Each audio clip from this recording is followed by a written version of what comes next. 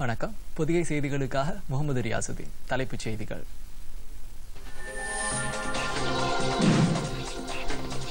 கட்டுமானத் துறையை மேம்படுத்த அரசுடன் இணைந்து தனியார் துறையினர் பங்காற்ற வேண்டும். பிரதமர் நரேந்திர மோடி.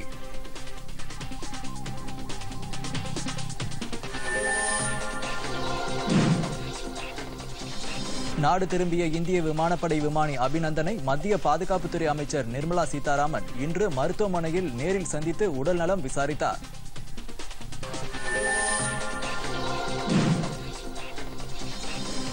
புதுச்சேரி சட்டசபையில் இன்று இடைக்கால பட்ஜெட் தாக்கல் செய்யப்பட்டது.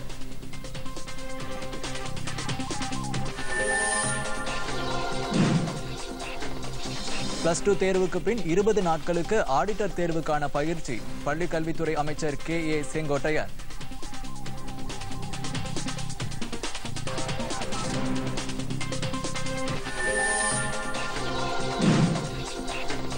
மக்களவைத் தேர்தலில் அஇஅதிமுக தலைமையிலான கூட்டணியில் புதிய தமிழகம் கட்சிக்கு ஒரு தொகுதி ஒதுக்கீடு. திமுகவுக்கு IJK கட்சி ஆதரவு.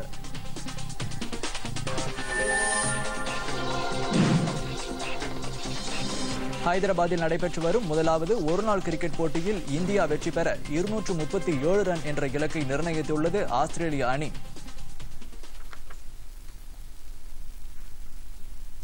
இனி விரிவான செய்திகள். ஏழை எளிய மக்களுக்காக கடந்த 4.5 ஆண்டு கால தமது ஆட்சி காலத்தில் 1,30,00,000 வீடுகள் கட்டப்பட்டுள்ளதாக பிரதமர் நரேந்திர மோடி தெரிவித்துள்ளார். இந்திய கட்டுமான தொழில்நுட்ப கண்காட்சி மற்றும் மாநாடு 2019 புதுதில்லியில் இன்று பிரதமர் நரேந்திர மோடி தொடங்கி வைத்தார். இந்நிகழ்ச்சியில் பேசிய அவர், தேசிய ஜனநாயக கூட்டணி அரசில் காட்டப்படும் இலவச வீடுகளின் பரப்பளவு அதிகரிக்கப்பட்டு தரமும் மேம்படுத்தப்பட்டுள்ளதாக கூறினார். இந்த வீடுகளில் தரமான குடிநீர், மின்சார வசதி, சமையல் எரிவாயு இணைப்பு உள்ளிட்ட அனைத்தும் செய்து தரப்படுவதாக அவர் தெரிவித்தார். இன்றைய கண்காட்சியில் தொழில்நுட்பத் துறையினர் வீடு கட்டும் தொழில்நுட்பத்தை மேம்படுத்த வேண்டும் என்றும் புதிய கண்டுபிடிப்புகளை கொண்டுவர வேண்டும் என்றும் இவை இரண்டுமே தேவையான ஒன்று என்றும் கூறினார்.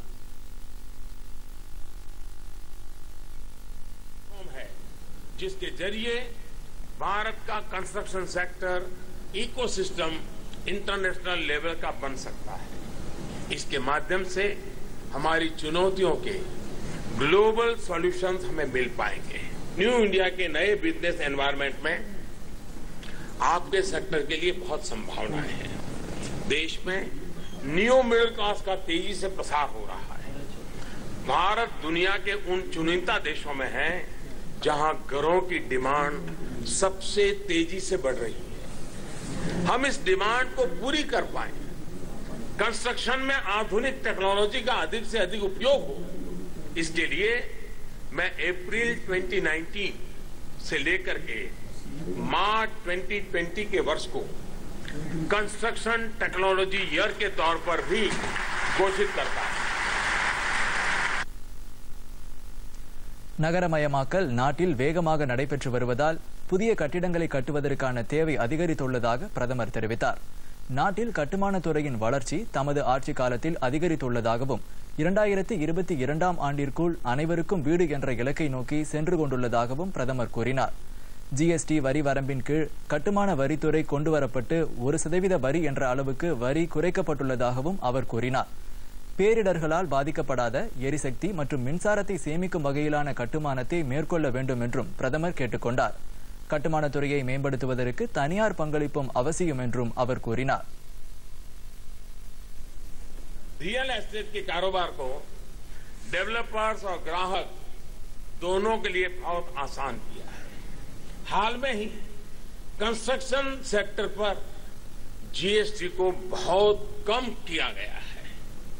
एफोर्डेबल हाउसिंग पर GST 8% से घटाकर 1% कर दिया गया है और वहीं अंडर कंस्ट्रक्शन हाउसिंग प्रोजेक्ट्स पर GST 12% से घटाकर 5% किया गया है.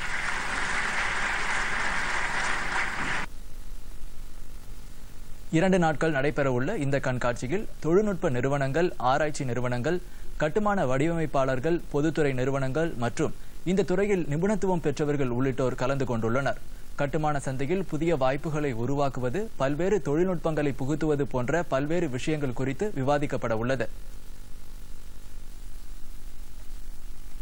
குடியரசுத் தலைவர் ராம்நாத் கோவிந்த் நாளை முதல் வரும் 5ஆம் தேதி வரை தமிழகத்தில் சுற்றுப்பயணம் மேற்கொள்ள உள்ளார். வரும் 4ஆம் தேதி ஹக்கிம்பேட்டையில் உள்ள விமான ஏவு மையத்தில் நடைபெறும் நிகழ்ச்சியில் அவர் பங்கேற்கிறார். சூலூரில் உள்ள 5 விமான பாகங்கள் சீரமைப்பு மையத்தையும் அவர் தொடங்கி வைக்கிறார். அன்று மாலை கோவை ஈஷா மையத்தில் நடைபெறும் சிவராத்திரி நிகழ்ச்சியிலும் குடியரசுத் தலைவர் கலந்து கொள்கிறார். மக்களின் எண்ணங்களில் பிரதமரின் மனதின் குரல் நிகழ்ச்சி மாற்றத்தை ஏற்படுத்தியுள்ளதாக மத்திய நிதியமைச்சர் அருண்ஜேட்லி கூறியுள்ளார். பிரதமர் நரேந்திர மோடியின் மனதின் குரல் நிகழ்ச்சியின் தொகுப்பு புத்தகத்தை மத்திய நிதியமைச்சர் அருண்ஜேட்லி புதுதில்லியில் இன்று வெளியிட்டார். மன் கி பாத் வானொலியில் சமூக மறுமலர்ச்சி என்ற தலைப்பில் பிரதமரின் 50 மன் கி பாத் நிகழ்ச்சிகளின் உரைகள் புத்தக வடிவத்தில் தொகுக்கப்பட்டுள்ளது. இந்நிகழ்ச்சியில் பேசிய அமைச்சர், பிரதமரின் உரை இன்றைய காலகட்டத்திற்கு ஏற்றவாறு உள்ளது என்று கூறினார். பிரதமரின் உரை தனித்தன்மையுடன் இருந்ததாகவும் அவர் தெரிவித்தார். சமூக மாற்றத்தை ஏற்படுத்துவதற்கு ஏதுவாக வானொலியை பிரதமர் மாற்றியுள்ளதாக கூறிய அவர், ஒவ்வொரு மாதமும் விவாதங்களுக்கு தேவையான கருத்துக்களை பிரதமர் தமது உரையில் வழங்கியதாக கூறினார். இந்நிகழ்ச்சியில் பிரசார் பாரதி தலைவர் சூரிய பிரகாஷ், தலைமை செயல் இயக்குநர் சசிசேகர் வேம்பட்டி ஆகியோர் கலந்து கொண்டனர்.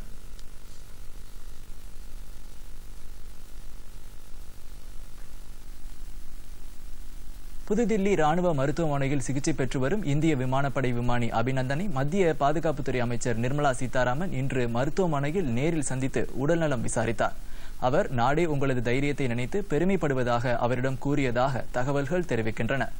இந்த சந்திப்பின் போது பாகிஸ்தான் வசம் தாம் 60 மணி நேரம் தங்கியிருந்தது குறித்து பாதுகாப்புத்துறை அமைச்சருடன் பகிர்ந்து கொண்டதாக தெரிகிறது.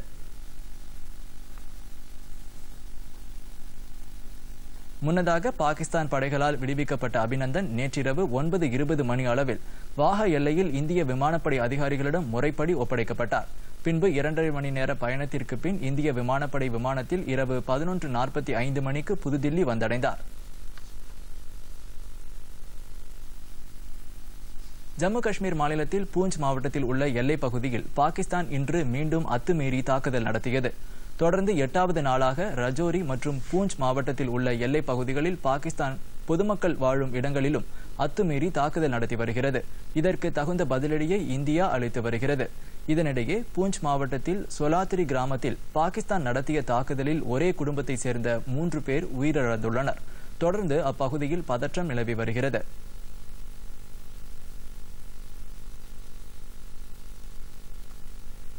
இதனிடையே அமெரிக்காவின் F-16 ரக போர் விமானத்தை இந்தியாவுக்கு எதிராக தவறான முறையில் பயன்படுத்தியது குறித்து அறிக்கை தாக்கல் செய்யும்படி பாகிஸ்தானுக்கு அமெரிக்கா உத்தரவிட்டுள்ளது. அமெரிக்காவின் பென்டகன் பாதுகாப்பு நிறுவனத்தின் சார்பில் தீவிரவாதிகளுக்கு எதிரான நடவடிக்கை எடுக்கவே F-16 ரக போர் விமானங்கள் பாகிஸ்தானுக்கு வழங்கப்பட்டன. இதற்கான ஒப்பந்தத்திலும் பாகிஸ்தான் கையெழுத்திட்டுள்ளது. இந்த விமானங்களை இந்தியாவுக்கு எதிராக பயன்படுத்தியது இந்த ஒப்பந்தத்திற்கு எதிரானது என்று அமெரிக்கா கருதுவதாகவும், இது தொடர்பாக விளக்கம் அளிக்கும்படி அந்நாட்டிடம் கோரப்பட்டுள்ளது என்றும் PTI செய்தி நிறுவனம் தெரிவித்துள்ளது. நாடாளுமன்ற தேர்தலை முன்னிட்டு நாடு தழுவிய மெகா மோட்டார் சைக்கிள் பேரணியை பிஜேபி தலைவர் அமித்ஷா மத்திய பிரதேச மாநிலத்தில் இன்று தொடங்கி வைத்தார். புதுதில்லியில் இது தொடர்பாக பிஜேபி வெளியிட்டுள்ள அறிக்கையில், பிஜேபி தொண்டர்கள் 1 கோடிக்கும் மேற்பட்டோர் நாடு முழுவதும் இந்த பேரணியில் கலந்து கொள்வார்கள் என்று தெரிவிக்கப்பட்டுள்ளது. பிரதமர் நரேந்திர மோடி அரசின் சாதனைகளை நாட்டு மக்களிடம் எடுத்துரைக்கும் வகையில் இந்த மோட்டார் சைக்கிள் பேரணி அமையும் என்று கூறப்பட்டுள்ளது.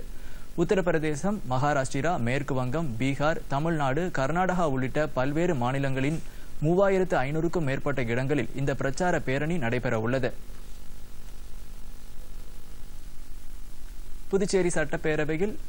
புதுச்சேரி சட்டசபையில் இன்று இடைக்கால பட்ஜெட் தாக்கல் செய்யப்பட்டது. இன்று காலை அவை கூடியதும் மறைந்த தலைவர்களுக்கு அவைத்தலைவர் வைத்தியலிங்கம் இரங்கல் செய்தி வாசித்தார். தொடர்ந்து நிதித்துறை பொறுப்பு வகிக்கும் முதலமைச்சர் நாராயணசாமி 2703 கோடி ரூபாய் மதிப்பிலான இடைக்கால பட்ஜெட்டை தாக்கல் செய்தார். முழுமையான பட்ஜெட்டை தாக்கல் செய்யாததற்கு எதிர்ப்பு தெரிவித்து அஇஅதிமுக, NR காங்கிரஸ், பிஜேபி ஆகிய கட்சி உறுப்பினர்கள் வெளிநடப்பு செய்தனர். மத்திய அரசு 1500 கோடி ரூபாயை புதுவைக்கு ஒதுக்கிய போதிலும் முழுமையான பட்ஜெட்டை ஏன் தாக்கல் செய்யவில்லை என அவர்கள் கேள்வி எழுப்பினர்.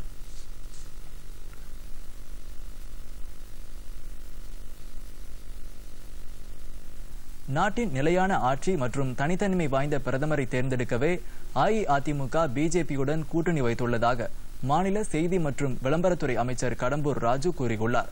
தூத்துக்குடியில் இன்று 1,88 லட்சம் ரூபாய் மதிப்பில் கட்டப்பட உள்ள மாவட்ட வேலைவாய்ப்பு அலுவலக புதிய கட்டிடத்திற்கு அடிக்கல் நாட்டி பேசிய அவர் இதனை தெரிவித்தார்.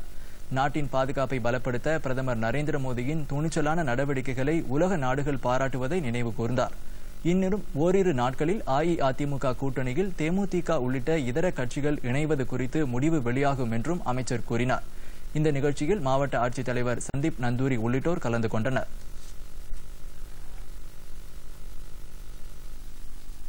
உயர்கல்வியில் தமிழகம் முன்னோடி மாநிலமாக திகழ்வதாக உயர்கல்வித்துறை அமைச்சர் KP அன்பழகன் தெரிவித்துள்ளார். தருமபுரி மாவட்டம் பாலக்கோடு எம்ஜிஆர் அரசு கலைக் கல்லூரியில் நடைபெற்ற விழாவில் பேசிய அவர், கடந்த 8 ஆண்டுகளில் 84 புதிய அரசு கல்லூரிகள் தொடங்கப்பட்டு 1585 பாடப்பிரிவுகள் உருவாக்கப்பட்டதன் மூலம் மாணவர் சேர்க்கை அதிகரித்துள்ளதாக கூறினார். மேலும் பள்ளி கல்வித்துறையில் தொலைநோக்கு திட்டங்கள் செயல்படுத்தப்படுவதால் மாணாக்கரின் இடைநிற்றல் குறைந்துள்ளதாக கூறிய அமைச்சர், ஏழை எளிய கிராமப்புற மாணவர்கள் பயன்பெற பல்கலைக்கழக உறுப்பு கல்லூரிகள் அரசு கல்லூரிகளாக மாற்றப்பட்டுள்ளதையும் நினைவு கூர்ந்தார். தருமபுரி மாவட்டத்தில் மட்டும் உயர்கல்வி பெறும் மாணவர்களின் எண்ணிக்கை 98.41% அதிகரித்துள்ளதை அமைச்சர் சுட்டிக்காட்டினார். முன்னதாக தருமபுரி நகராட்சியில் தூய்மை இந்தியா திட்டத்தின் கீழ் பல்வேறு பணிகளை அமைச்சர் தொடங்கி வைத்தார்.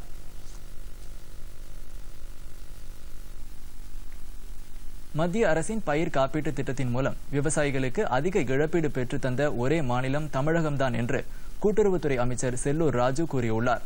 மதுரையில் வேளாண்மைத்துறை மற்றும் மாற்றுத்திறனாளிகள் நலத்துறையின் சார்பில் உலக தமிழ் சங்கத்தில் இன்று அரசு நலத்திட்டங்கள் வழங்கும் விழா நடைபெற்றது. இதில் கலந்து கொண்டு பேசிய அவர், தமிழகத்தில்தான் 15,19,000 விவசாயிகளுக்கு 4,037 கோடி ரூபாய் பயிர் காப்பீட்டுத் தொகையை அரசு பெற்றுத் தந்துள்ளதாக கூறினார். இந்நிகழ்ச்சியில் மாற்றுத்திறனாளிகளுக்கான நலத்திட்டங்களை வழங்கிய அவர், கூட்டுறவுத்துறையின் மூலம் விவசாயிகளுக்காக 3,789 கிடங்குகள் அமைக்கப்பட்டுள்ளன என்றும் தெரிவித்தார்.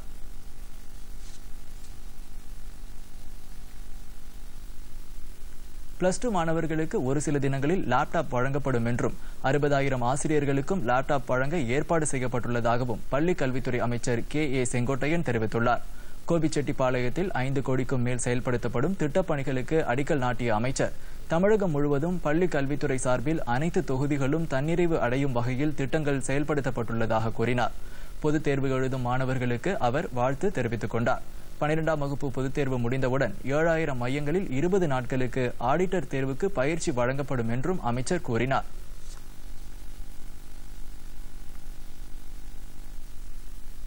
வரும் மக்களவைத் தேர்தலில் அஇஅதிமுக தலைமையிலான கூட்டணியில் புதிய தமிழகம் கட்சிக்கு ஒரு தொகுதி ஒதுக்கப்பட்டுள்ளது. இதற்கான ஒப்பந்தத்தில் அஇஅதிமுகவின் ஒருங்கிணைப்பாளர் O பன்னீர்செல்வமும் புதிய தமிழகம் கட்சித் தலைவர் கிருஷ்ணசாமியும் கையெழுத்திட்டுள்ளனர். அஇஅதிமுக தலைமை அலுவலகத்தில் இன்று நடைபெற்ற பேச்சுவார்த்தைக்கு பிறகு இந்த உடன்பாடு எட்டப்பட்டது. தமிழகம் மற்றும் புதுச்சேரியில் மொத்தமுள்ள 40 தொகுதிகளில் அஇஅதிமுக தலைமையில் கூட்டணி அமைத்து போட்டியிட உடன்பாடு மேற்கொள்ளப்பட்டுள்ளது. இதன்படி ஏற்கனவே இக்கூட்டணியில் பிஜேபிக்கு 5 தொகுதிகளும், பாட்டாளி மக்கள் கட்சிக்கு 7 மக்களவை தொகுதி மற்றும் 1 மாநிலங்களவை தொகுதியும், புதுச்சேரி தொகுதி NR காங்கிரஸ் கட்சிக்கும் ஒதுக்கப்பட்டுள்ளது. இன்று ஏற்பட்ட ஒப்பந்தத்தின்படி அஇஅதிமுக கூட்டணியில் புதிய தமிழகத்திற்கு ஒரு தொகுதி ஒதுக்கப்பட்டுள்ளது. இதனிடையே இந்த சந்திப்பின் போது செய்தியாளர்களிடம் பேசிய அஇஅதிமுக ஒருங்கிணைப்பாளர் O பன்னீர்செல்வம், தேமுதிக உடனான பேச்சுவார்த்தையில் ஓரிரு நாட்களில் நல்ல முடிவு எட்டப்படும் என்றும் கூறினார். இதனிடையே வரும் நாடாளுமன்ற தேர்தலில் திமுக தலைமையிலான கூட்டணிக்கு ஆதரவு அளிக்க உள்ளதாக IJK கட்சி அறிவித்துள்ளது. சென்னையில் திமுக தலைமையகமான அண்ணா அறிவாலயத்தில் IJK கட்சியின் தலைவர் பாரிவேந்தர் திமுக தலைவரை சந்தித்து தனது ஆதரவை தெரிவித்துக் கொண்டார். திமுக கூட்டணியிலும் தொகுதி பங்கீடு விரைவில் நிறைவடையும் என்று எதிர்பார்க்கப்படுகிறது. திமுக தலைமையிலான கூட்டணியில் காங்கிரஸ் கட்சிக்கு 10 தொகுதிகளும், இந்திய யூனியன் முஸ்லீம் லீக், கொங்கு நாடு மக்கள் தேசிய கட்சி ஆகியவற்றிற்கு தலா ஒரு தொகுதியும் ஒதுக்கப்பட்டுள்ளது. இவ்விரு கட்சிகளும் உதயசூரியன் சின்னத்தில் போட்டியிடுகின்றன. மதிமுக, விடுதலை சிறுத்தைகள் மற்றும் கம்யூனிஸ்ட் கட்சிகளுடன் தொகுதி பங்கீடு பேச்சுவார்த்தையை திமுக நடத்தி வருகிறது.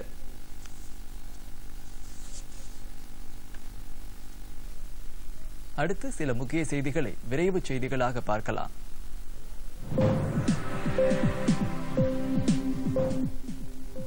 திண்டுக்கல் மாவட்டத்தில் கொட்டாப்பட்டியிலிருந்து கன்னியாகுமரி வரையிலான புதிய பேருந்து வழித்தடத்திற்கான பேருந்தை வனத்துறை அமைச்சர் திண்டுக்கல் ஸ்ரீனிவாசன் இன்று கொடியசைத்து துவக்கி வைத்தார். இந்நிகழ்ச்சியில் பழனி ரோட்டில் அமைந்துள்ள ராணிப்பேட்டை அருகில் 60 லட்சம் ரூபாய் மதிப்பில் ஆரம்ப சுகாதார கட்டிடம், அங்கன்வாடி கட்டிடம் ஆகியவற்றையும் அமைச்சர் திறந்து வைத்தார். திண்டுக்கல் மாநகராட்சி அருகில் கமலா நேரு சுகாதார மையம் 17 லட்சம் ரூபாய் மதிப்பிலான அறுவை சிகிச்சை மையத்தையும் அமைச்சர் இன்று திறந்து வைத்தார். இந்நிகழ்ச்சியில் மாவட்ட ஆட்சியர் டிஜி வினய் மற்றும் நாடாளுமன்ற உறுப்பினர் உதயகுமார் உள்ளிட்ட பலர் கலந்து கொண்டனர். திருவள்ளூரில் மத்திய மனிதவள மேம்பாட்டு அமைச்சகம் மற்றும் அகில இந்திய தொழில்நுட்பக் கழகம் இணைந்து நடத்தும் மென்பொருள் உருவாக்கத்திற்கான ஸ்மார்ட் இந்தியா ஹேக்கத்தான் 2019 போட்டிகளை ஆவடி தனியார் அறிவியல் ஆராய்ச்சி மற்றும் தொழில்நுட்பக் கழகத்தில் இன்று காலை துவங்கியது. நாடு முழுவதும் 48 மையங்களில் 1400 குழுக்களைச் சார்ந்த 11,000 மாணவர்கள் 36 மணி நேரம் தொடர்ந்து இப்போட்டியில் பங்கேற்க உள்ளனர். சுமார் 350 விதமான மென்பொருள் இந்த போட்டிகளில் உருவாக்கப்பட்டுள்ளது. மத்திய மனிதவள மேம்பாட்டுத்துறை அமைச்சர் பிரகாஷ் ஜவ்டேகர் புதுதில்லியிலிருந்து காணொலி வாயிலாக இந்த போட்டிகளை தொடங்கி வைத்தார். நாடாளுமன்ற தேர்தல் நெருங்குவதையொட்டி சேலத்தில் பிரச்சார உபகரணங்கள் விலை நிர்ணயம் தொடர்பான ஆலோசனைக் கூட்டம் மாவட்ட ஆட்சியர் ரோஹிணி தலைமையில் இன்று நடைபெற்றது. இதில் அரசியல் கட்சியினர் முன்னிலையில் வாக்குப்பதிவு எந்திரங்களை மாவட்ட ஆட்சியர் ஆய்வு செய்தார். இந்த கூட்டத்திற்கு பிறகு செய்தியாளர்களிடம் பேசிய மாவட்ட ஆட்சியர், வரும் மக்களவைத் தேர்தலுக்கான முன்னேற்பாடுகள் சேலம் மாவட்டத்தில் சிறப்பாக செயல்படுத்தப்பட்டு வருவதாக கூறினார். சேலம் மாவட்டத்திற்காக வரும் தேர்தலுக்கென கூடுதலாக 500 வாக்குப்பதிவு எந்திரங்கள் ஒதுக்கீடு செய்யப்பட்டுள்ளதாகவும் அவர் தெரிவித்தார். கொடநாடு எஸ்டேட் கொலை மற்றும் கொள்ளை வழக்கில் குற்றம் சாட்டப்பட்டுள்ள சயன் மற்றும் மனோஜை வரும் 4ஆம் தேதி வரை நீதிமன்ற காவலில் வைக்குமாறு உதகை மாவட்ட செஷன்ஸ் நீதிபதி உத்தரவிட்டார்.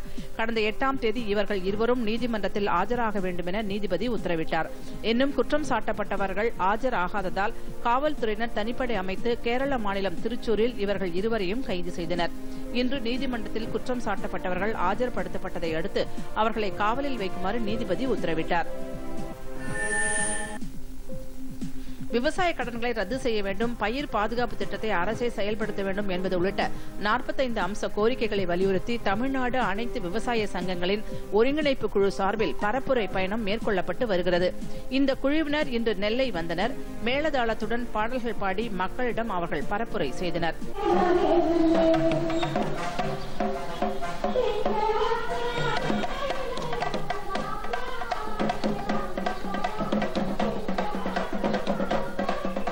பின்னர் செய்தியாளர்களிடம் பேசிய விவசாயிகள் சங்க பிரதிநிதி PR பாண்டியன், கஜா புயல் நிவாரணத்திற்கு தேவையான நிதியை மத்திய அரசு உடனடியாக வழங்க வேண்டும் என்று வலியுறுத்தினார்.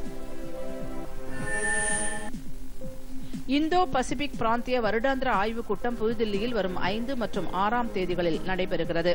இப்பிராந்தியத்தில் நிலைத்தன்மை மற்றும் வளர்ச்சியை மேம்படுத்துவது தொடர்பாகவும், கடல்சார் ஒருங்கிணைப்பை அதிகரிப்பது உள்ளிட்டவை தொடர்பாகவும், வர்த்தகத் துறையில் கடல்சார் வணிகம் குறித்தும், சாகர் மாலா திட்டம் குறித்தும் விவாதிக்கப்பட உள்ளது. வங்கிக் கடன் வழக்கில் ICICI முன்னாள் செயல் இயக்குநர் சந்திர கோச்சார், தீபக் கோச்சார் மற்றும் வீடியோகான் மேலாண்மை இயக்குநர் வேணுகோபால் தத் ஆகியோருக்கு அமலாக்கத்துறை இன்று நேரில் ஆஜராகும்படி சம்மன் அனுப்பியுள்ளது. மும்பை அமலாக்கத்துறை அலுவலகத்தில் இவர்கள் நேரில் ஆஜராக வேண்டும் என உத்தரவிடப்பட்டுள்ளது. ICICI வங்கி 200 கோடி ரூபாய் கடனும், வீடியோகான் நிறுவனம் 40,000 கோடி ரூபாய் கடனும் பெற்ற வழக்கில் இந்த விசாரணை நடைபெறுகிறது.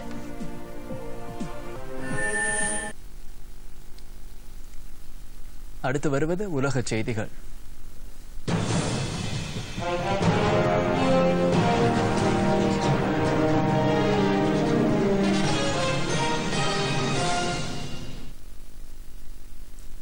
ஆப்கானிஸ்தானில் தாலிபான் தீவிரவாதிகள் நடத்திய தாக்குதலில் 25 வீரர்கள் பலியாகினர். ஹெல்மாந்த் மாகாணத்தில் உள்ள ராணுவ தளம் மீது நடந்த இந்த தாக்குதலின் போது தற்கொலை படையைச் சேர்ந்த 3 உட்பட 9 தீவிரவாதிகள் கொல்லப்பட்டதாக அரசு தரப்பில் தெரிவிக்கப்பட்டுள்ளது. தாலிபான் தீவிரவாதிகள் ராணுவ முகாமுக்குள் புகுந்து தாக்குதல் நடத்த தொடங்கினர். முதலில் தற்கொலை படை தீவிரவாதி ஒருவர் உணவக அறையில் வெடிகுண்டுகளை வெடிக்கச் செய்தார். இதையடுத்து மோதல் வெடித்தது. தாக்குதல் நடைபெற்ற அதே ராணுவ தளத்தில்தான் பாதுகாப்பு விஷயங்கள் தொடர்பான அமெரிக்க ஆலோசனை இயக்கமும் வெளிநாட்டு படையினரும் தங்கினர் என்று ஆப்கானிஸ்தான் பாதுகாப்பு படை அதிகாரிகள் தெரிவித்துள்ளனர். எனினும் வெளிநாட்டு படைகள் உள்ள சுவரை நோக்கி தாலிபான் தீவிரவாதிகள் முன்னேறிவிடாமல் தடுக்கப்பட்டது. ஆப்கானிஸ்தானில் அமைதியை நிலைநாட்டுவது தொடர்பாக தாலிபான் தீவிரவாதிகளுக்கும் அமெரிக்காவுக்கும் இடையே கத்தாரில் பேச்சுவார்த்தை நடைபெற்ற நிலையிலும் இந்த தாக்குதல் நடைபெற்றுள்ளது என்று அதிகாரிகள் தெரிவித்துள்ளனர். ஒசாமா பின் லேடனின் மகன் ஹம்சா பின் லேடனை தடை செய்யப்பட்ட தீவிரவாதிகள் பட்டியலில் ஐநா பாதுகாப்பு கவுன்சில் சேர்த்துள்ளது. அல் கொய்தா அமைப்புக்கு தலைவராக ஹம்சா பின் லேடன் நியமிக்கப்பட்டுள்ளதை அடுத்து அவர் குறித்த தகவல்களை வழங்குவோருக்கு $1 மில்லியன் பரிசு வழங்கப்படும் என அமெரிக்கா கடந்த வியாழக்கிழமை அறிவித்தது. 29 வயதேயான ஹம்சா பின் லேடனுக்கு தடை விதித்து அமெரிக்கா உத்தரவிட்டுள்ளது. இதனிடையே ஐநா பாதுகாப்பு கவுன்சிலும் அவருக்கு தடை விதித்துள்ளதுடன் கருப்பு பட்டியலிலும் அவர் பெயரை இணைத்துள்ளது. இதன் காரணமாக பயணம் மேற்கொள்வதிலிருந்தும் சொத்துக்களை நிர்வகிப்பதிலும் அவருக்கு தடை விதிக்கப்பட்டுள்ளது. இதனிடையே ஹம்சா பின் லேடனின் குடியுரிமையை ரத்து செய்திருப்பதாக சவுதி அரேபிய அரசு அறிவித்துள்ளது. கடந்த நவம்பர் மாதமே குடியுரிமை ரத்து செய்யப்பட்டு அதற்கான கோப்பில் கையெழுத்திடப்பட்டுள்ளது. ஆனால் நேற்றுதான் அரசிதழில் முறைப்படி வெளியிட்டதற்கு பிறகே இந்த விவரம் வெளியே தெரிய வந்துள்ளது. பின் லேடனுக்கு பின்னர் அல் கொய்தா இயக்கத்தின் தலைவராக பார்க்கப்படும் ஹம்சா பின் லேடனை கடந்த 2017ஆம் ஆண்டு அமெரிக்கா சர்வதேச பயங்கரவாதியாக அறிவித்து தேடி வருகிறது.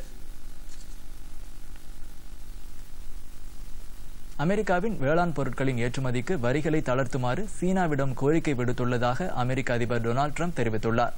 வாஷிங்டனில் செய்தியாளர்களிடம் பேசிய அவர் வர்த்தக விவகாரங்கள் தொடர்பாக சீனாவிடம் பேசி வருவதாகவும் அமெரிக்காவின் வேளாண் உற்பத்தி பொருட்களுக்கு வரியை தளர்த்த வேண்டும் என கோரிக்கை விடுத்துள்ளதாகவும் கூறியுள்ளார். சீன பொருட்கள் மீது புதிதாக வரிகள் ஏதும் விதிக்கப்படாது என்றும் அவர் கூறினார்.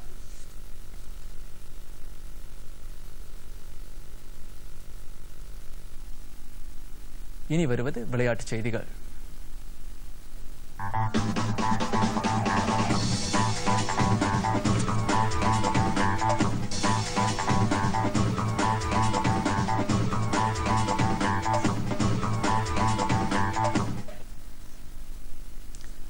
ஹைதராபாத்தில் நடைபெற்று வரும் ஆஸ்திரேலியாவுக்கு எதிரான முதலாவது ஒருநாள் கிரிக்கெட் போட்டியில் இந்தியா வெற்றி பெற 237 ரன் என்ற இலக்கு நிர்ணயிக்கப்பட்டுள்ளது.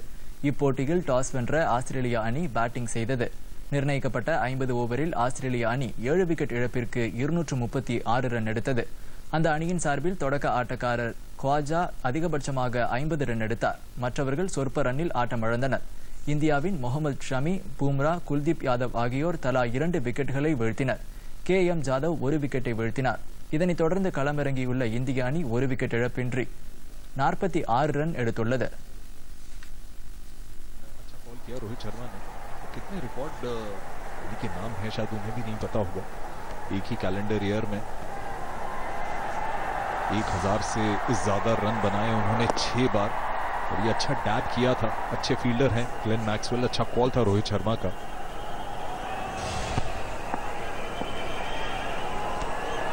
अभी तक 4 रन आए हैं. एक ही गेंद बाकी है रन ऑफ की और इस पे रन लेने में सफलता मिली. 1 रन बनाया और दूसरा रन भी इत्मीनान के साथ पूरा किया. 11 ओवर की समाप्ति पर भारत ने कुल 50 रन बनाए 1 विकेट के नुकसान पर.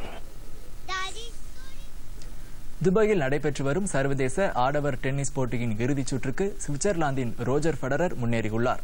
நேற்று நடைபெற்ற அரையிறுதி ஆட்டத்தில் செர்பியாவின் பர்னோ கோவிக்கை 6-2, 6-2 என்ற நேர் செட் கணக்கில் தோற்கடித்தார். இன்று நடைபெறும் இறுதி ஆட்டத்தில் ஃபெடரர் வென்றால் அது அவருடைய 100வது சாம்பியன் பட்டமாக அமையும்.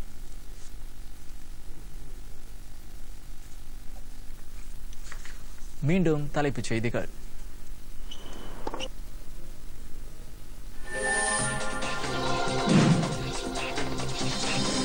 கட்டுமானத் துறையை மேம்படுத்த அரசுடன் இணைந்து தனியார் துறையினர் பங்காற்ற வேண்டும். பிரதமர் நரேந்திர மோடி.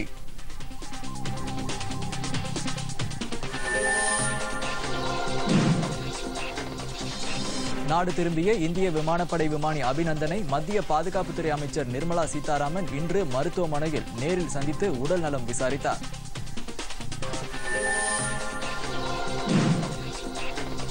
புதுச்சேரி சட்டசபையில் இன்று இடைக்கால பட்ஜெட் தாக்கல் செய்யப்பட்டது.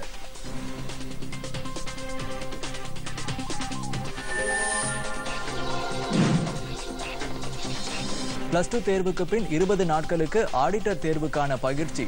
பள்ளிக் கல்வித்துறை அமைச்சர் KA செங்கோட்டையர்.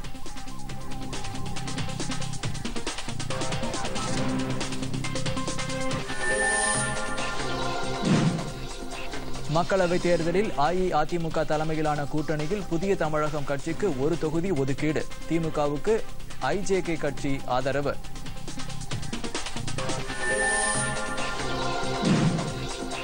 ஹைதராபாத்தில் நடைபெற்று வரும் முதலாவது ஒருநாள் கிரிக்கெட் போட்டியில் இந்தியா வெற்றி பெற 237 ரன் என்ற இலக்கை நிர்ணயித்துள்ளது ஆஸ்திரேலிய அணி. பொதிகை செய்திகளை யூடியூபில் தமிழ் நியூஸ் தூர்தர்ஷன் என்ற சேனலிலும், ட்விட்டரில் Tamil news Doordarshan @DD news Chennai என்ற பக்கத்திலும் காணலாம்.